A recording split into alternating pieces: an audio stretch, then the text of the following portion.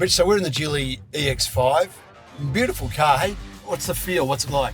It drives really nice. It's very smooth. The handling on it is very nice. And yeah, it's just a good all-round car. I think we've got the massage seats on at the moment and it feels like you're in a movie cinema or something like that. Like they're really good. Yeah, lots of gadgets, isn't it? Yeah, it's unbelievable. Cool. Family's obviously a big thing to you. Tell us about family and how you manage that in football. I mean, you can have a bad day at training, a bad game. And probably before I had my kids or before I was with my partner and I'd have a bad game, you'd have a lot of thoughts. You'd go home, you'd probably think about it for the next week or so until you play again. But being a father, obviously got 2 kids at the moment, one 2.5, one 4 months. It takes my mind off it. I think if I have a bad game and I have a bad day at training, I can come home and just forget about it straight away and move on. They don't care about your performance that you've had. They don't care about how bad you've played, how well you've played. They just want to hang out with you. And that's probably the biggest thing that I've got out of since being a father. My wife's been outstanding for me. She's allowed me just to fully focus on football. She looks after the kids, does a lot at home that I don't see, and obviously long days at training, long times being away, sometimes when we're playing, and yeah, she does a lot to allow me to be able to focus on my job, and yeah, I can't thank her enough. Does being a dad and having a couple of young kids, has that changed the way you think about footy? Yeah, a lot of people ask me that, Then on my side of it, I'm pretty selfish in a way that from a young age, all I wanted to do was play football. All I wanted to do was focus on football, and I probably took a fairly selfish approach on it, and I probably still am. I want to win a comp. I want to do all these things in rugby league, and that's probably the selfish side of it from my side. But my wife allows me to do that. My kids allow me to do that. They allow me to try to succeed. And having my kids has probably changed my aspect on it a little bit. Like I still have that drive. I still have that hunger to win and all that. But it's probably calmed me down a little bit, I guess, and helped my footy, to be honest. Has the Eels always felt like a family to you? Is there a family feel in the club? Yeah, definitely. And it's definitely something that we've got a new coach at the moment, Jason Riles, and he's really had that as a big emphasis in this pre-season is making sure that we're a real family club, and that we're getting a lot of the boys coming in. We're speaking about our family. We're speaking about how we got brought up. Everyone gets up in front of the team and speaks about how they got brought up, how they come through football, how much family means to them. And I think it's really good what Rolls trying to do. And I feel like I'm definitely a lot closer to my teammates from listening to their side of how they come through footy, how they got brought up, and where they got brought up. There's a lot of stories that you wouldn't think that this person would have, and they do. And yeah, it's really touching, and I think I've definitely grown closer to some of my teammates just from having those conversations. So the idea is to just build a tighter family and a tighter team and I guess a tighter club? I guess so, yeah. I feel like it's kind of getting you out of your comfort zone. Yeah, right. I mean, a lot of players probably wouldn't feel comfortable speaking about their families or where they grew up or things like that. And it's getting yourself out of your comfort zone and giving us a bit of a look on your family, on your life, everything like that. So, yeah, it's been good. Tell us about you. Where did you grow up? What was life like? How did rugby league become a part of your life? I grew up in Parramatta. Rugby league, ever since I was little, I would have a football in my hand. That's what Mum and Dad would say. And you were always going to play for the Eels. That's what I wanted to do. It didn't happen at the start, but yeah, my uncle, obviously, Benny Elias, is a BR legend, played for Australia, played New South Wales. So I just got bought through football. My dad loved it. My dad's a mental Para fan. Yeah, right. Loves the Eels, seen all the glory through the 80s. And my brother played football. All I wanted to be like was my brother. And yeah, I was lucky enough that I come through. I started at Parramatta. BR Junior, started at Carlingford Cougars. Yep. And then I ended up at All Saints Toongabbie Tigers, so in the Parramatta district. Yep. So then I played Haramats at Parramatta, so junior reps. Yep. Then Parramatta said I wasn't gonna make it, so they've brushed me. Nice one. Yeah. It was actually Rocket Reddy. Remember Rod Reddy? Yeah. So he was doing the recruitment at that stage, and he said I was too small. And then the funny thing is, I see him.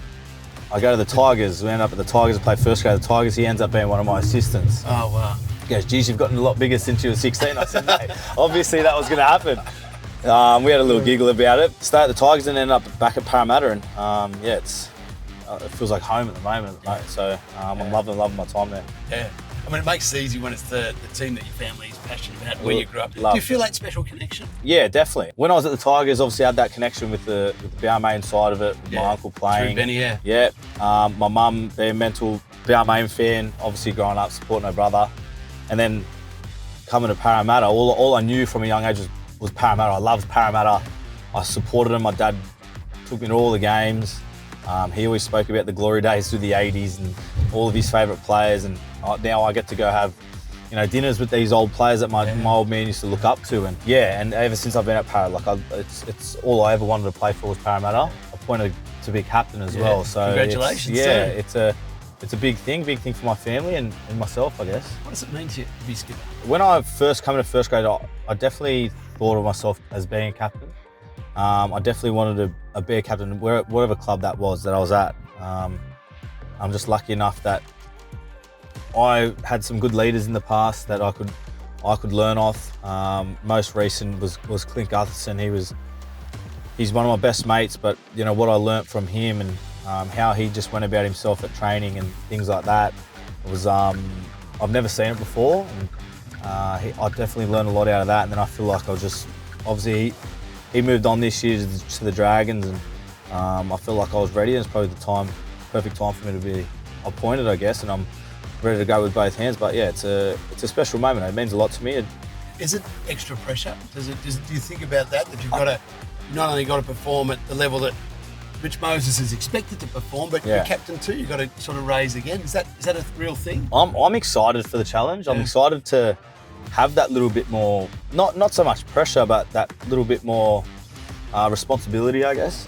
I don't think my role will change too much on the field. I don't think it'll change too much at the club, but I'm excited for the extra little bit of pressure and that it comes with it. And I think I'm ready for it, to be honest. So we've been spinning around in the Geely EX5 for a little bit now. What are your thoughts? I love it. It's actually that smooth, and you actually can't hear anything really outside. I feel like it's very noise cancelling, I guess, from the outside, and it's very smooth. That's the biggest thing I'm getting out of it, is how smooth it handles and how much it hugs the road. What's a family road trip look like for you guys? Oh, it's tough. I got my 2.5-year-old who is a very loud girl, right? And try to time it as much around her nap as possible, so we can have smooth road trip. But they're pretty good. Look, it's like I said before, my missus does a lot, and she's pretty much got it down pat. When she's got everything on schedule, everything like that, we need to be here at this time. This is when she sleeps this on, this is when we have to leave. Like, she's got it down pat. So I'm very lucky. Speaking of smooth, I noticed you're a good driver. Yep. But when you put the foot down, this thing goes. It does. It actually does. I don't want to go too fast. We've got a car in front of us, and we want to go at the back of them. But yes, it does. When you want to put your foot down, it can really take off. I think it's the electric. So it's all electric. Yeah. So it's definitely got that reaction time there, and it really takes off. What do you think about all this technology? It's just amazing how far the cars have come, it's from my first car that I had, it was just like a little cassette player pretty much thing, like it's had nothing, and then it's got a full gadget, full TV screen. It's amazing. We've got the massage chairs at the moment and cooler seats, everything. Cars have come a long way, and it's good. I mean, that's probably a main reason why you want to buy these cars, because of how many gadgets it had. Good sound system too. What do you listen to in the car? What do you go to? Oh, I'm a bit of everything. When I was growing up in the car with my mum, most of the time it was 80s, 90s. I'm pretty old school, but I can adapt to what we've got now as well. So I'm pretty much everything. When you were at those early days and you're playing footy, which means you've got to travel all over the state, all over the city. Yeah. Who took you? Who drove you? Who was with you? Dad was very big. Even from a young age, growing up, all I ever wanted to do was play football. So I would have football in my hand all the time. I'd go down to the park all the time. Dad would take me down, and I'd just be kicking balls. Dad would be standing at the end, kicking them back non-stop. Never once whinging let's go, we've been down here too long. Like a little thing like that, you don't think of it at the time, what he's doing for you.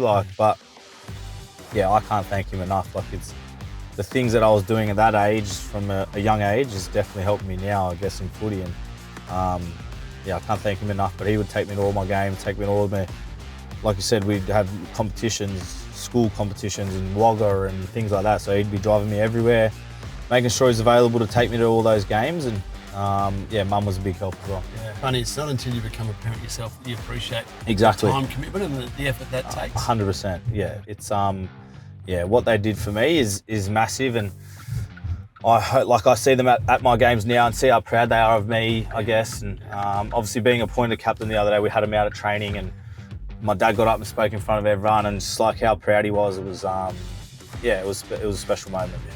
What was their reaction, Mum and Dad, after all those years they put into you, and then you captain of Parramatta? I get goosebumps thinking about it, to be honest. It's like, it's a bit weird. So I think it meant a lot. I think they just seen how hard that I've worked, and the effort and the time that I've put in my footy, and to be rewarded for it in that aspect was good. And obviously playing rep footy a fair bit last year, seeing how proud they were of that as well. So you know, having my old man in the sheds after the game, we won Origin up there game 3 at the Suncorp, having a beer with him after the game. Like, it's just moments like that where you just want to sit down with him and just share a beer, and it's pretty much a thank you, you know what I mean? Like, all the work that he'd done for me, mum and dad, brother, sister, everyone in my family, you know what I mean? And yeah, it's special that to be able to have those moments, I guess. Don't think about it. And you see the stars on the field, we see you do the magic things you do, but we don't think about the family involvement. No. And it's a whole nother team, isn't it? Your family's like the team behind the team. If you can nail that balance, I mean, football's my job. Football's my main focus, and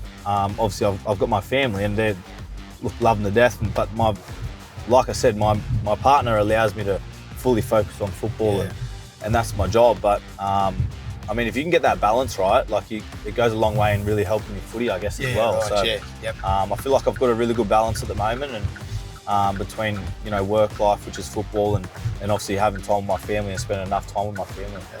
Well, mate, congratulations. It's all coming together. You can see that on and off the field. And now that you tell the story of your family and what it means, you can see why it is so good. So congrats, mate. Have a good year. Thank you, mate.